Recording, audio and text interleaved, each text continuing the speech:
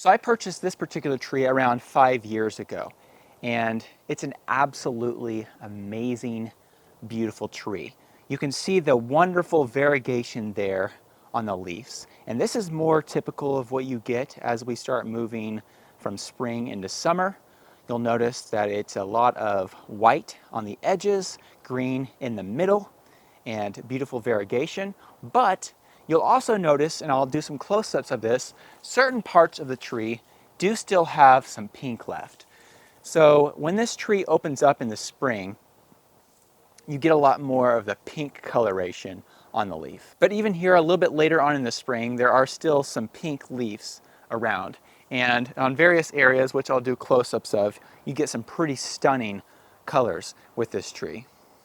And then when it comes to the fall season, the leaves can get some beautiful pastel colors with pink and yellow-orange hues. So really you get a good show with this tree in spring, summer, and in fall. Now the tree itself is described in J.D. Vertree's book as a vase-shaped tree, and I believe that's pretty accurate here.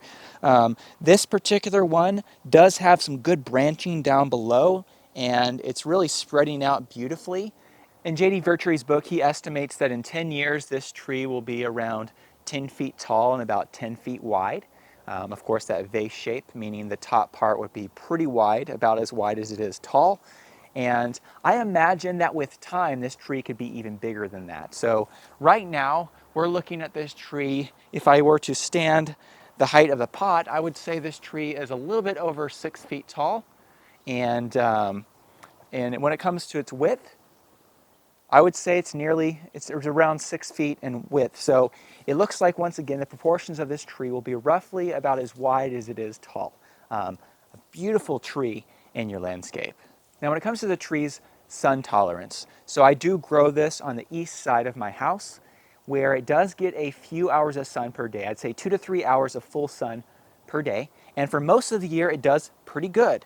But in the later summer months, when it's getting really, really hot, it will get just a little bit of burning on the edges of the leaves. Nothing terrible, and it doesn't completely make the tree not pretty anymore, but of course, ideally, probably the ideal setup would be, instead of a little bit of mid-afternoon sun like this one gets, the ideal setup would be for this to get morning sun when it's the coolest, and then get kind of a shady afternoon.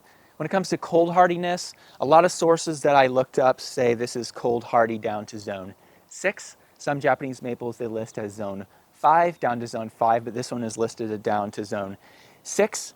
And once again, when you're growing Japanese maple trees in the ground, that's what those USDA zones are listed at. If you're growing this in a pot, you have to be a little bit more careful during the winter, because a pot exposes the roots. Since it's not insulated by the ground, it exposes the roots to a little bit more cold weather. And so I would say that for this particular tree, since it's listed as being hardy down to a zone 6, if you're in a zone 6 in a pot, you might still be careful with this tree. If you're in a zone 7, you're probably a little better off. Here in my zone 8B, it's totally fine. I don't have to protect this during the winter. Now when it comes to propagation methods for this tree, so I did gather some seed from this tree last fall, and a lot of those seeds have germinated, and I noticed that some of those seeds do have a little bit of the variegation like the mother plant. So you can grow this particular tree, of course, from seed, but once again, as I've mentioned multiple times in the past, when you grow from seed, you don't necessarily get something that's true to the mother plant. You're going to get a little bit of a variation of that, and you may even sometimes get something completely different, like just a straight green seedling. But growing from seed is fun, but you can't call that the cultivar name if grown from seed, because it's going to have different characteristics. I have had a little bit of luck rooting cuttings from this particular tree, but here is an example of one that I did root, and it just doesn't look super happy this year.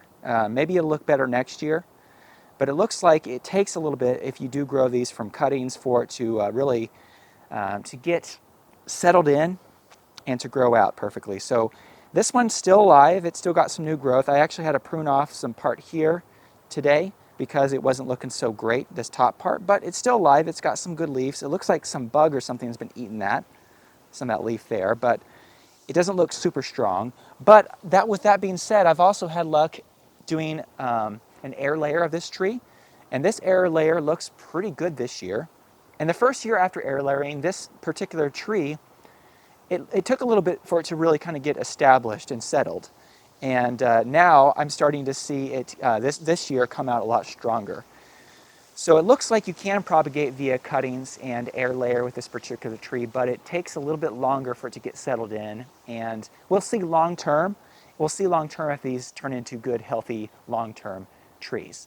But of course, the typical way that you're going to see these trees propagated, this particular cultivar and Japanese maple tree cultivars in general, is via grafting. Grafting, of course, allows you to grow out a really strong rootstock and graft on a scion from this particular tree, and it kind of gives you the best of both worlds, a really strong root system and the beautiful variegated consistency of a cultivar like this Acer palmatum Alpenweiss. So with that being said, if you do not yet have an Alpenweiss, an Acer palmatum Alpenweiss in your collection, I definitely recommend that you check this tree out. I absolutely love it. It's one of the favorites in my collection. And it's one of the trees that I've had the longest. Once again, I purchased this almost 5 years ago, and I absolutely love this tree. Well, if you're not yet subscribed to this channel, I do recommend that you subscribe to this channel if you like Japanese maples and other propagation content, because I do have a lot of content that I plan to put out later on this year. And until next time, thanks for watching.